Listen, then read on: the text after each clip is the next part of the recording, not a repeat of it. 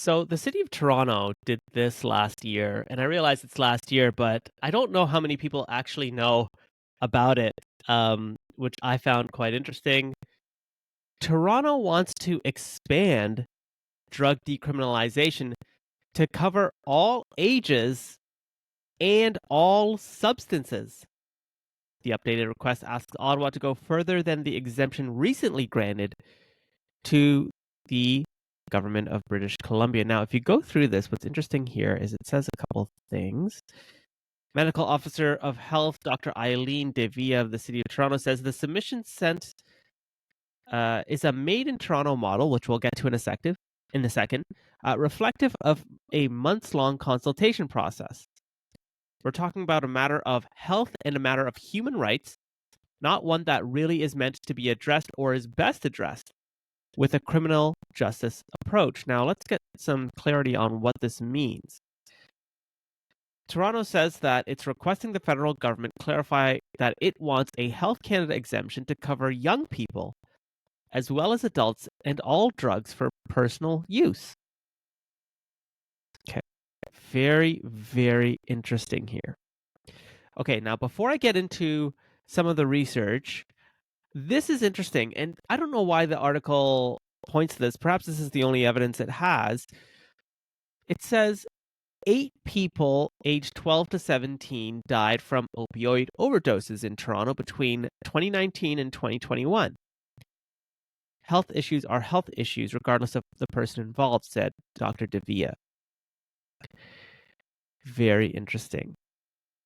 So it's clear that Toronto has a drug problem. I mean, the article doesn't go into too much detail about the statistics in Toronto about drug overdose and drug overdose deaths.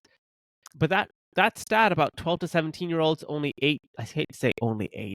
It's a large number. It should be 0. But only 8 opioid overdose deaths for 12 to 17 begs the question as to why it's so important that Toronto is making this request for all age groups to have to be okay with drug decriminalization for personal use. Now, what's also interesting about this policy is that the city says that it's going to engage in consultations with a wide range of groups from the African community, the Black community, the Caribbean community, Indigenous communities to ensure the model addresses specific needs and disparities. I'm going to park that for a second. I just want to go through some other aspects of the Made in Toronto model. So it's decriminalization, population coverage. There's going to be health and social support referrals. Instead of criminal charges, individuals will be offered voluntary referrals to health and social services through a referral card system. There will be cultural and population-specific considerations, as I mentioned before. There will be monitoring and evaluation. And very interesting that the city is doing this. The aim is to reduce stigma, discrimination, and the negative impacts of criminalization, such as barriers to employment and housing, without directly legalizing drugs. This emphasizes the need for additional funding for mental health and substance use services to support decriminalization initiatives more effectively. Now, here's something very interesting about this entire policy process that I don't think that the city is really considering. So there's one jurisdiction in the world that has decriminalized drugs. That's Portugal, and they did that back in 2001. And the Portugal example is really interesting because what they found was much lower amount of people in prison for small drug possessions. I think it went from 40% in 2000 to 1.7% by 2020. So major decrease there. There's also lower levels of HIV because they also included clean needle exchange programs. And there's a whole host of other health and social benefits as a result of drug decriminalization that Portugal's experienced. But there's a couple things to be wary of. One, this is not just drug decriminalization.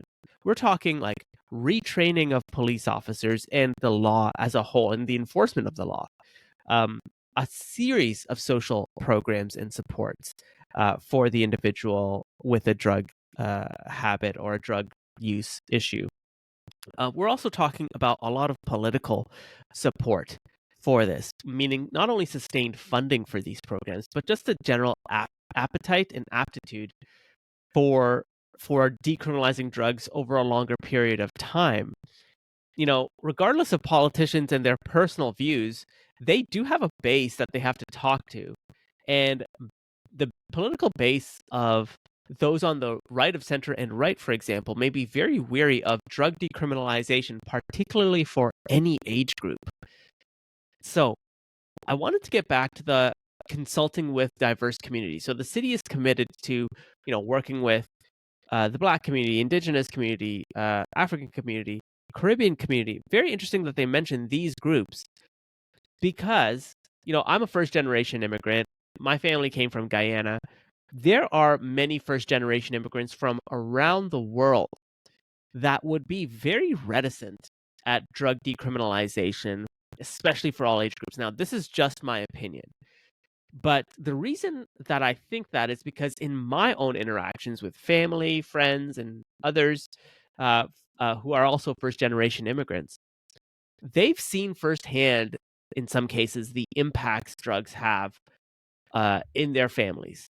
And particularly in the developing world where perhaps there's not enough supports for the individual, there's not enough government intervention, there's a very heavy-handed criminal approach, and perhaps that all influence their own perspective. But ultimately, I think at the core of a lot of first-generation immigrant groups who may be weary of drug decriminalization is steeped in either religiosity, spirituality, and cultural beliefs that not only stigmatize drug use, but also think of it as a way of,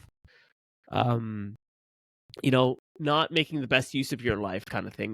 These kind of like Eastern religious theories, ideas about leading like the best life possible, and that includes, staying drug free, because it can only lead to hardship in your life. Now, if the city wants to consult with diverse communities, the South Asian and Asian communities across Toronto are growing exponentially, and so the city actually might find itself caught between a rock and a hard place. There may be a lot of quote unquote progressives in the city core of Toronto, but as they move out to the GTA, which they also represent at city council, they may find that many communities outside the city core are just unilaterally against drug decriminalization, especially for all age groups. I mean, I'm just surprised that more people that I talk to just don't know about that, that in fact the city is pursuing that. So engaging with diverse communities might lend itself to differing outcomes than what the city anticipated. I think the last thing I'll say on this is we also have to consider Portugal. I don't want to use Portugal in just a positive light, because I imagine there must be a series of challenges, right? I'd love to know someone pre and post, pre 2001 and post, and just look at how the law treats them. Are they engaging in more harm reduction? Safe needle exchanges. Are they engaging in therapy, etc., for drug rehabilitation? I'd love to know the life cycle of that person pre and post to really determine if, in fact, what Portugal experienced is a net benefit. And I do think that there's probably a lot of research to show that, but I'd love to explore that further. The other thing that City of Toronto should consider is, by the time we really assess the impacts of this policy, all of the people who are putting this forward will be long gone from their positions. And nowhere in the City of Toronto's model does it talk about what the anticipated outcomes are, short, medium, and long term. And that kind of like raises a lot of red flags to me, because I think we need to make sure that we are putting forward policy that we ourselves may not be around to see the impact of. So if we see that there's lower opioid overdose deaths, if we see that there's more safe needle exchanges, that there's more positive interactions between drug users and the police. Those are all good things.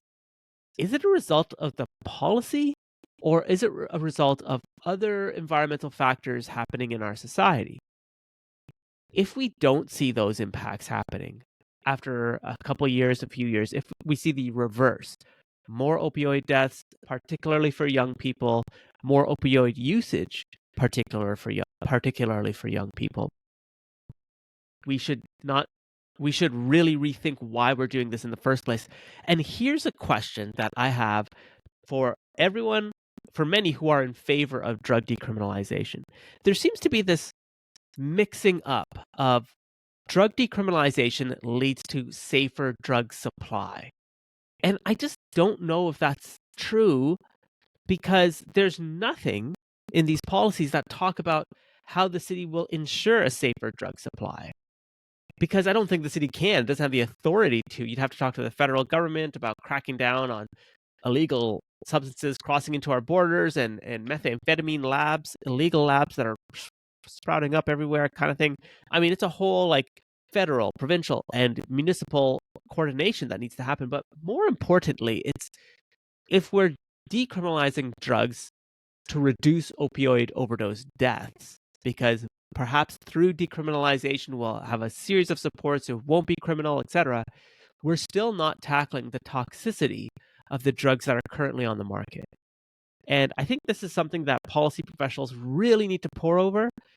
Think about the toxicity, like, the drugs that are laced with fentanyl and other drugs right now that are causing the most harm. What's the city's plan for that? That's really important to me. Anyways, I'd love to know what you think, though, about drug decriminalization, particularly for every age group. Let me know in the comment section below.